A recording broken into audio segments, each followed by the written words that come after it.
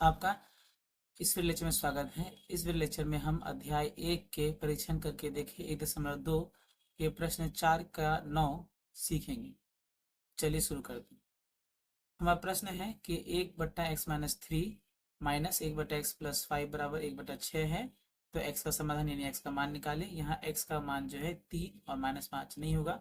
कारण क्या है कि अगर हम x का मान यहाँ 3 बैठाएं तो x-3 आपका कितना हो जाएगा, 3 - 3 यानी 0। और जब भी हर में जानते हैं कि हर में जो है 0 नहीं होना चाहिए। उसी प्रकार से x का अगर हम -5 लेंगे तो -5 + 5 फिर 0 आ जाएगा, यानी हर का मान क्या हो जाएगा, 0 हो जाएगा, जो कि नहीं होना चाहिए। इसीलिए x का जो दो मान है वो x के ये दो मान नहीं हो सकते। इसके अलावा ये प्रश्न है बहुत आसान है। चलिए देखिए इसका समाधान कैसे कर सकते हैं। हमारा प्रश्न क्या है, 1/x-3 माइनस 1/x+5 बराबर 1/6। तो सबसे पहले हम इन दोनों का जो है लॉसा लेंगे। तो लॉसा इसका आसान होगा, दोनों चूंकि अलग अलग है तो सीधा गुना हो जाएंगे। तो x-3 इंटू x+5 हो गया, गुना हो गया। अब x-3 इंटू x+5 को हम x-3 से भाग करें तो x-3 और x-3 क्या हो जाएगा, कैंसिल हो जाएगा। सिर्फ में देख लीजिए, x-3 इंटू x+5 को अगर हम x-3 से भाग लगाएं तो ये और ये कट जाए तो बचेगा x+5।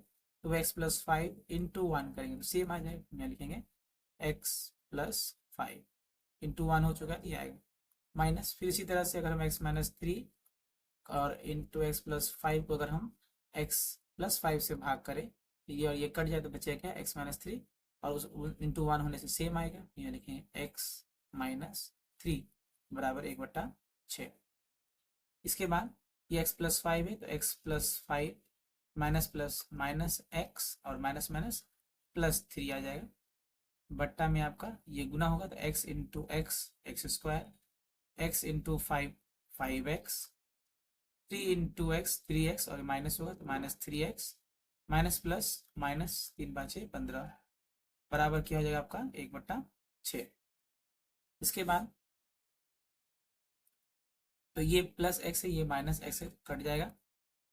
इसके बाद मैं देखेंगे ये 5 और +3 कितना हो जाएगा, 8 बट्टा नीचे में x², 5x माइनस 3x कितना हो जाएगा आपका 2x, प्लस में होगा। यहाँ भी साइन अलग अलग है, ये प्लस ये माइनस है तो घटा देंगे, 5 - 3 आपका 2 हो जाएगा और प्लस का साइन ज़्यादा है तो प्लस आ जाएगा। -15 बराबर कितना जाएगा 1/6।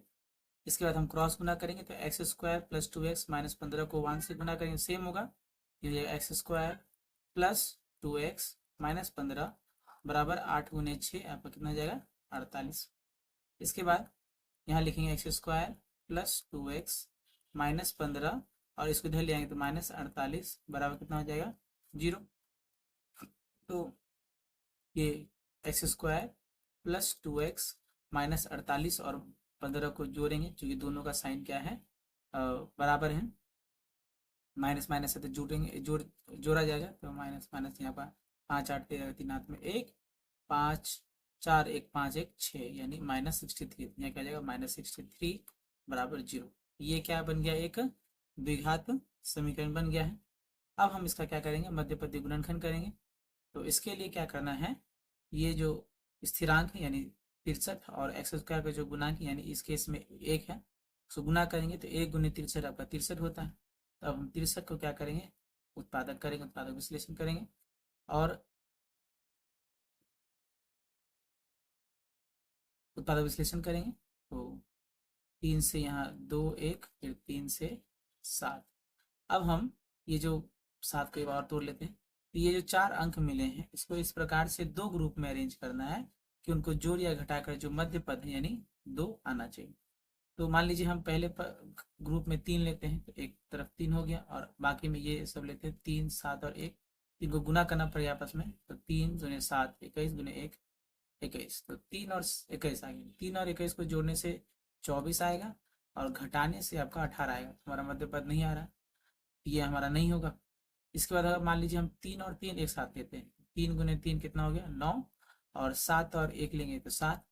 तो अगर 7 और 9 को जोड़ा जाए तो आपका हो जाता है 16, अगर घटाया जाए तो होता है 2, यानी हमारा जो ग्रुप हो गया 2 नंबर्स का ग्रुप हो गया वो क्या है 9 और 7। तो हम इसी चीज को हम कैसे लिखेंगे यहाँ पर कि एक्स स्क्वायर प्लस 2 क्या लिखेंगे 9 माइनस 7 इंटू एक्स माइनस 63 बराबर 0। हमेशा जो संख्या है उनको ब्रैकेट में लिखें ताकि गलती प्लस माइनस में होने का चांस कम रहे। इसके बाद ये हो जाएगा एक्स स्क्वायर, ये plus 9 into x 9x, 7 into x 7x, और ये माइनस साइन रहेगा सामने तो 7x माइनस 63 बराबर 0। इसके बाद हम जो पहला दो खंड है उससे हम एक्स स्क्वायर कॉमन ले, यहाँ एक्स स्क्वायर और ये 9x, इन दोनों से हम x कॉमन ले सकते हैं तो बचेगा पहले से x और दूसरे वाले से 9, और इन दोनों से अगर हम -7 कॉमन लेंगे तो बचेगा x प्लस 9। माइनस जब भी कॉमन लेंगे तो जो जो संख्या है वो प्लस में बदल जाती है, माइनस भागा माइनस प्लस होता है, ये 7 ये x प्लस 9 बराबर 0। अगर आप सब कुछ सही करेंगे तो आपको ये भाग और ये भाग क्या होगा सेम आएगा। तो अब इन दोनों से x प्लस 9 हम कॉमन ले लेते हैं तो हमारा पहले से आएगा x, दूसरे से -7 बराबर 0।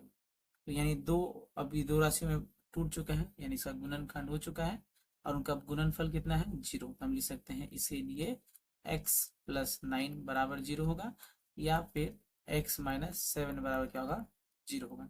हम जानते हैं जब भी दो राशियों का गुणनफल अगर 0 रहे तो उनमें से या तो पहला 0 होगा या तो दूसरा 0 होगा, लिख सकते हैं। इसीलिए यहाँ से x बराबर -9 और यहाँ से x बराबर 7। हमारा जो दो आंसर हो गया वो क्या है x बराबर -9 और 7, ये हमारा उत्तर होगा। उम्मीद है आपको ये प्रश्न समझ में आया होगा। इसका अभ्यास करें, वीडियो को ध्यान से देखें। मिलते हैं अगले वीडियो में, तब तक के लिए धन्यवाद।